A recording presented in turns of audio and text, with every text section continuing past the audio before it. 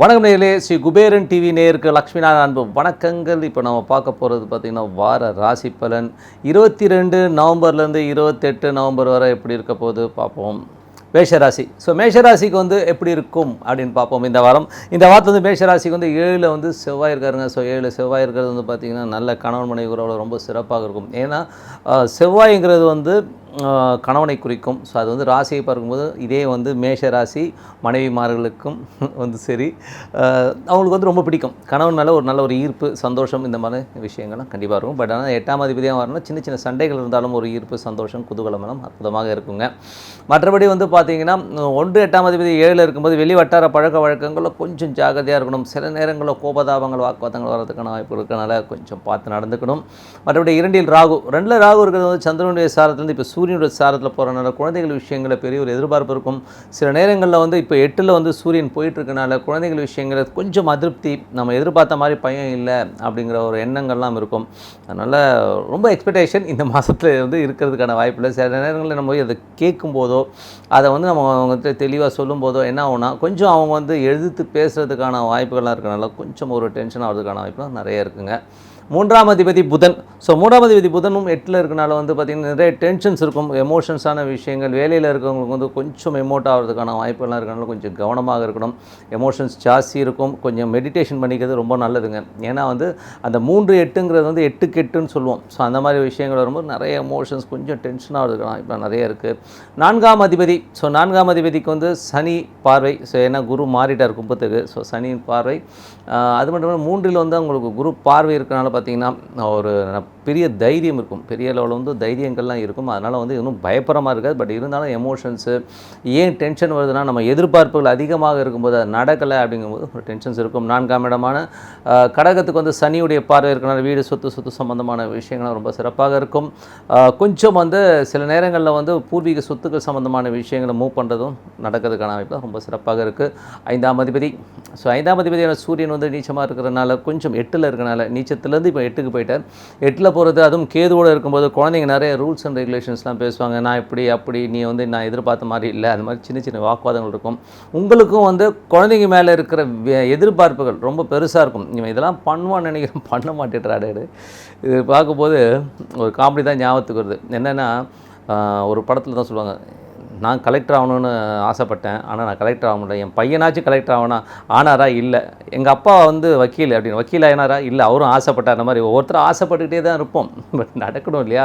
So அதற்கான முயற்சிகள், அதான் எதிர்பார்ப்புகள் அதிகமாக இருந்து அது கொஞ்சம் கம்மியாகும்போது கொஞ்சம் ஒரு டென்ஷன் வர்றதுக்கான வாய்ப்புலாம் இருக்குது. ஸோ அதனால் கொஞ்சம் பார்த்து நடந்துக்கணும். மற்றபடி வந்து பார்த்திங்கன்னா குழந்தைகள் விஷயத்தில் மட்டும் கொஞ்சம் அந்த வாக்குவாதங்களை வந்து கண்ட்ரோல் பண்ணணும். ஏன்னா வந்து அவங்க கொஞ்சம் வெடுக்குன்னு பேசுவாங்க பசங்க, வேறு ஒன்றும் கிடையாது. ஸோ அதை எதிர்பார்ப்பில் கம்மி பண்ணிக்கிங்க. 6ஆம் அதிபதி 8ல் இருக்கனால வேலை விஷயங்கள்லாம் கொஞ்சம் கவனமாக இருக்கணும். வேலையில் வந்து தொழிலாளர்கள்லாம் வந்து கொஞ்சம் ரொம்ப அந்த சேஃப்டி மெஷர்ஸ்லாம் எடுத்துக்கோங்க. இந்த கை வெட்டுறது, ஸ்டிச்சஸ் போடுறது மாதிரியான வாய்ப்புகள்லாம் இருக்கனால கொஞ்சம் கவனமாக சேஃப்டி மெஷர்ஸ் கொஞ்சம் கவனமாக இருந்துக்கிறது ரொம்ப ரொம்ப நல்லது. கடன் வழக்குகள் இந்த மாதிரி விஷயங்களும் கொஞ்சம் கவனமாக இருங்க. ஏன்னா வந்து 6-8ன்னும் போது கொஞ்சம் அதனால் ஒரு டென்ஷன் வர்றதுக்கான வாய்ப்பு இருக்குது. ஸோ கடன் வாங்கினவங்களும் நீங்கள் வந்து வாங்கியிருந்தீங்கன்னா தயவு செய்து அந்த டைமுக்கு நீங்கள் வந்து ஃபோன் பண்ணி சொல்லுங்கள். என்னால் முடியலைன்னா கூட இந்த மாதிரி முடியலைன்னு சொல்லுங்கள்.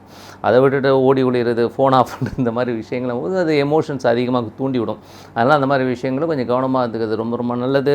7 செவ்வாய் வந்து 8ஆம் அதிபதி 7ல் இருக்கிறதும் ராசி 7ல் இருக்கும்போது கொஞ்சம் அது ஹஸ்பண்ட் ஒய்ஃப்குள்ளே கொஞ்சம் அப்படி இப்படி ஒரு டென்ஷன்ஸ்லாம் இருந்தாலும் அந்த செவ்வாய்ங்கிற ஒரு காரக கிரகம் ராசியை பார்க்கும்பொழுது ஒரு ஈர்ப்பு, சந்தோஷங்கள் கண்டிப்பாக இருக்குங்க. 8ல் உள்ள கிரகமான கேது. ஸோ கேது, சூரியன், புதன் 3 கிரகம் ஒன்றா இருக்குங்க. ஸோ அப்படி என்ன மாதிரி இருக்குன்னா ஈஸ்வர வழிபாடு ரொம்ப ரொம்ப முக்கியங்க. ஸோ இந்த டைமில் வந்து ஈஸ்வர வழிபாடு பண்ணும்போது இருக்கிற பிரச்சனைகள் கொஞ்சம் சால்வ் ஆகிறதுக்கான வாய்ப்புகள் இருக்குது.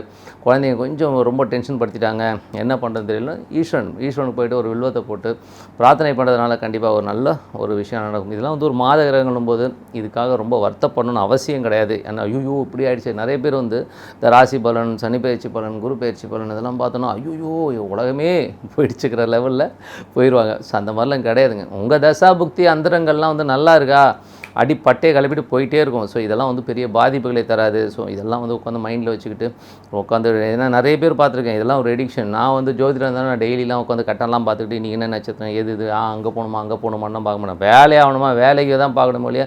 அந்த நேரத்தில் பார்த்துட்டு ராசி பலனை பார்த்துட்டு இன்றைக்கி அடிபடுன்னு சொல்லியிருக்காங்கன்னு சொல்லிட்டு வீட்டுக்குள்ளேயே உட்காந்துக்கிறது. ஏன்னா வந்து கேரளாவில் ஒரு ஆள் அந்த மாதிரி தான் இருக்கிறார். இடிக்கிறதுனால பயந்து போய் உள்ளே இருக்கிறாங்க. அதில் ஒரு மோர் தென் ஒரு 15 இயர்ஸ் நீங்கள் கூகுளில் போய் பார்த்தீங்கன்னா தெரியும். ஸோ அந்த மாதிரி ஆட்களாக நான் மாறக்கூடாது. ப்ராக்டிக்கல் லைஃப் வேறு, ஜோதிட லைஃப் வேறு. ஜோதிடம்ங்கிறது எப்படி பார்க்கணும், மெயினான ஒரு விஷயம் நடக்குமா நடக்காதா, இந்த மாதிரி தப்பாக இருக்கா, கொஞ்சம் ப்ரிகாஷனாக இருக்கும். அதுக்கு தான் பார்க்கணும் இல்லையா. டெய்லி உட்காந்துக்கிட்டு அவன் எப்படி சொன்னான்னு சொன்னீங்கன்னா வாழ்க்கை நல்லா இருக்காது. புரியுதுங்களா. அதாவது ஹாப்பியாக எடுத்துக்கோங்க, நல்ல விஷயத்துக்கு ஜோதிடத்தை பயன்படுத்துங்க, ப்ரிகாஷனாக எடுத்துக்கோங்க, அவ்வளோதான். இதை வந்து மூளையில் போட்டுக்கிட்டு நெகட்டிவாக இருந்தீங்கன்னா அது செட் ஆகாதுங்கிறது தான் என்னுடைய தாழ்மையான. நான் ஜோதிடராக இருந்தாலும் இதெல்லாம் வந்து மைண்டில் நெகட்டிவ் தாட்ஸ் இருக்கிற விஷயங்கள் சொல்லும்போது அதில் வந்து ப்ரிகாஷன். இப்போ குழந்தைங்க வந்து டென்ஷன் ஆகும், டென்ஷன் படுத்தணும்னா குழந்தைகிட்ட பேசும்போது கொஞ்சம் அலர்ட்டாக பேசணும், அவ்வளோதான். அதை விட்டுட்டு ஐயோ குழந்தைய பார்க்கும்போது நீங்கள் முறைச்சிட்டு இருக்கக்கூடாது. இதுதான் விஷயம். என்னடா அது இப்படிலாம் சொல்கிறாருன்னா, ப்ராக்டிக்கலாக இருங்க, சந்தோஷமாக இருங்க, வாழ்க்கை வாழ்கிறதுக்குங்கிறதான் முடிவு பண்ணுங்கள். ஆப்போசிட்லேருந்து எவனோ ஒருத்தன் சொல்கிறான்றதுக்காக கொஞ்சம் மண்டையை போட்டுவிட்டு ஐயோ நெகட்டிவ் தாட்ஸை வச்சுக்கிறது ரொம்ப ரொம்ப தப்பு. ஓகேங்களா. ஏன்னா நிறைய இந்த குரு பயிற்சி பலன்கள், சனி பயிற்சி பலன்கள்லாம் இருக்குது. ஸோ அதை வந்து பார்த்திங்கன்னா ஐயோ சார் 10ல் குரு வந்துட்டார் சார் அச்சுச்சோ அப்படின்னா, 10ல் குரு வந்தால் என்ன பார்ப்பது, அது சாரம் இருக்குது. அது இல்லாமல் வந்து உன்னுடைய தொழில் ரீதியான விஷயங்கள்லாம் எவ்வளோ விஷயங்கள் இருக்குது. ஸோ இதெல்லாம் வச்சு தான் பார்க்கணும் இல்லையா. அதை விட்டு 10ல் குரு வந்தால் தொழிலெலாம் போயிடும். ஆகுனா 10ல் வந்து குரு இருக்கிறவங்க வந்து கிட்டத்தட்ட வந்து தமிழ்நாட்டில் மட்டும் கிட்டத்தட்ட எத்தனை பேர் இருப்பாங்கன்னு நினைக்கிறீங்க? கிட்டத்தட்ட 80 லட்சம் பேருக்கு மேலே ஒரு ராசியில் இருப்பாங்க. நான் சொல்கிற அப்ராக்சிமேட் நம்பர். எல்லாருக்கும் ஒரே மாதிரி இருக்குமாங்க? அப்படிலாம் கிடையவே கிடையாது. அதனால் வந்து இது வந்து ப்ரிகாஷனாக எடுத்துக்கோங்க. இந்த ஒரு விஷயம் தப்பாக இருக்குன்னா தொழிலில் கொஞ்சம் கவனமாக இருக்கணும், அவ்வளோதான். அதை விட்டுக்கிட்டு இப்படிலாம் வந்து டென்ஷன் ஆகக்கூடாது என்பது தான். ஜோசியராக இப்படிலாம் சொல்கிறீங்களா? இல்லை இப்படி இருங்கன்றது தான் சொல்கிறேன், வேறு ஒன்றும் கிடையாது. ஏன்னா நெகட்டிவ் தாட்ஸை வளர்த்துக்காதீங்க. அதுக்கப்புறம் உங்களுக்கு வந்து 9ஆம் அதிபதி. ஸோ 9ஆம் அதிபதி குரு வந்து 11ல் இருக்கிறது வந்து பார்த்திங்கன்னா நல்ல தந்தையால் நல்ல லாபங்கள் கிடைக்கும். அப்பாவுக்கு வந்து புதிய முயற்சிகள், அப்பாவுடைய விஷயங்களுக்கு நீங்கள் முயற்சித்த நிறைய விஷயங்கள் லாபமாக மாறதுக்கான விஷயங்கள்லாம் ரொம்ப சிறப்பாக இருக்குது. நல்ல லாபங்கள் வருவதற்கான வாய்ப்புகளும் ரொம்ப சிறப்பாக இருக்குங்க.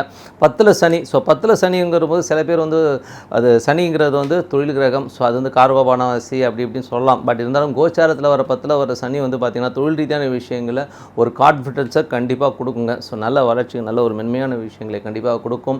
மற்றபடி வந்து இந்த வாரத்தில் வந்து பார்த்திங்கன்னா 23ஆம் தேதி அன்றைக்கி சங்கடர் சதுர்த்தி அன்றைக்கி ஒரு அருகம்புல்லை போட்டு அந்த விநாயகரை வந்து மனதார பிரார்த்தனை பண்ணுறது ரொம்ப சிறப்பான பலன்களை கொடுக்கும். 25ஆம் தேதி அன்றைக்கி சஷ்டி அன்றைக்கி வந்து குழந்தைகள் வரம் வேண்டி, அதை குழந்தை இல்லாதவங்க குழந்தை வரம் வேண்டி இந்த சஷ்டி விரதம் அழகான குழந்தை பிறப்பதற்கான வாய்ப்புலாம் ரொம்ப சிறப்பாக இருக்குது.